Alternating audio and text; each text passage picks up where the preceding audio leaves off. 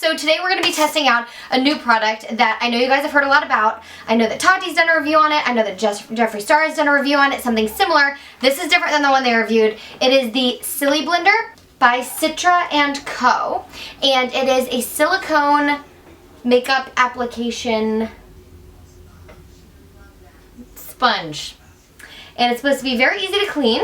It says to apply a small amount of the product to the Silly Blender or the area of application and blend in circular motions, and then you just wash with warm water and mild soap. But the good thing about this is that you can just wipe it clean because it is just silicone, so to do your concealer and things like that. And I actually saw this on Instagram. That's what prompted me to pick it up. Tati and Jeffree Star, I know that they did reviews and I was kind of intrigued by it, but the shape just looked so weird to me that it just didn't seem like it was something I wanted to pick up. But then I found this one, and we're going to go ahead and open it, and I will show you the shape of it because it's a little bit different here. So it looks like a beauty blender. And you guys, it's like really thin and small. So, I did watch a little bit of information on the website about this and on Instagram just to see how to apply it properly and use the product properly so that we give it a good test run. I only have on my skincare and then I have on my Gorgeous Cosmetics primer. I have nothing else on my face, so we've got a clean canvas to work with. And we're going to be using my favorite foundation, which you guys know is my Milani Conceal and Perfect 2-in-1 foundation right now. And my shade is light beige because girl is pale. What I have watched and read about it is you want to start by applying it. It says circular motions, but you kind of want to like paint it on like a foundation brush and then dab it in everywhere. And this one has that pointed top and that rounded bottom, so it is shaped like the Beauty Blender. We're going to do our concealer and our foundation with this, and it should make it easier to get like around our nose and all that good stuff. So let's do this thing. So I'm going to put a small amount here right on the blender. I'm scared. It's called the Silly Blender, which I think is funny. Oh my gosh, you guys, it like hurts me to like paint this on. Oh my gosh, it feels really weird. But I can definitely tell that this product, I mean, I did like half a squeeze, and it definitely is going further than it usually does. It feels so strange. It looks, you know, pretty nice right off the bat. You guys, it feels weird. It feels like I'm really painting it on. Do you see how far that stretch though? The product does stretch like so much further than it usually does. And then you just pat it. You pat it in. Just like you would with a beauty blender. This is gonna sound really weird, I feel like. Feels like the product is drying faster than it normally does. I do not know if that's a thing. Yeah, like it feels really tacky already. And maybe, I think it's probably because I'm using less product. This is freaky, guys, I have to say. I do not know how I feel about this. It is kind of at first like a foundation brush, but then you want to like pat it into the skin after you kind of place it.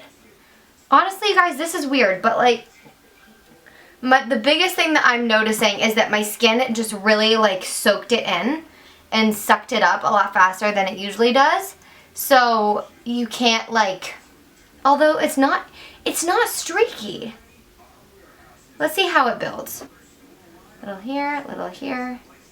Definitely need a little bit more up here, and I'm gonna place it and then just dab it out. It seems to be building just like my beauty blender does.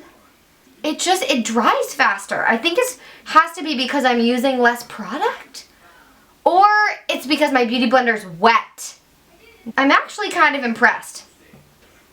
I really thought I was gonna hate this, but it's really even. Like, it's not even a little bit streaky, and I use less than a full pump of this all over my face.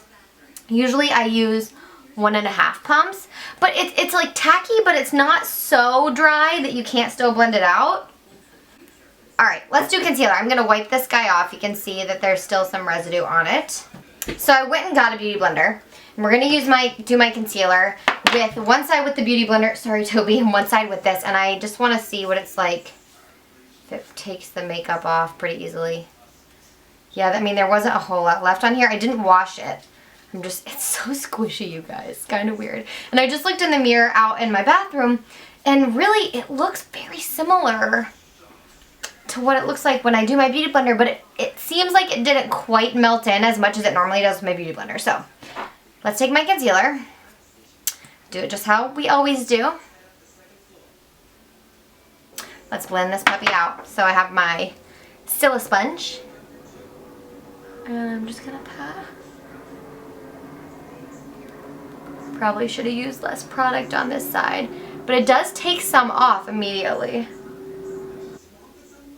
That blended out incredibly easily and crease-free.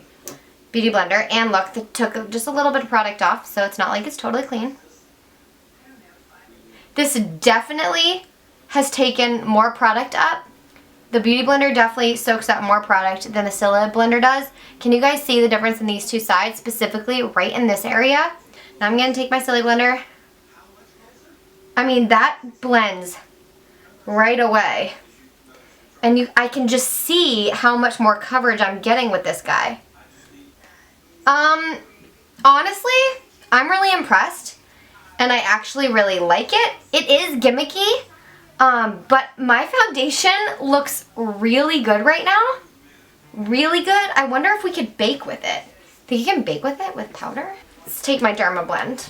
I don't know if it's not wet, but see if it'll pick up powder. It does pick it up. Maybe not ideal for baking, but it's not terrible. Alright, I'm going to set the rest of my face with my MAC Mineralized Skin Finish in light medium. And I'm just going to wipe that away. My foundation looks about like it always does.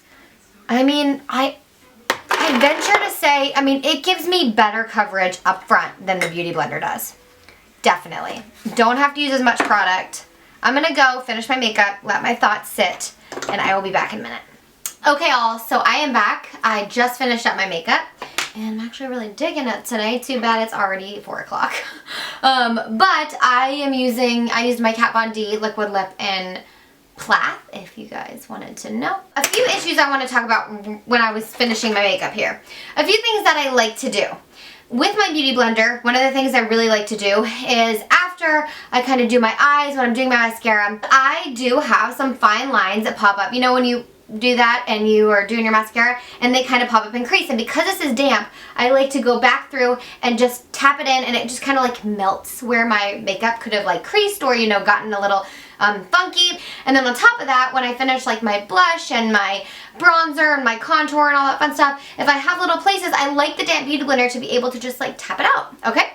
So I was really missing that, so I did end up using this for that, and that's where this really falls short. I did just for fun like try to like, what does it do? And it does actually pick up a little bit of product and blend a little bit, but here's what I think overall.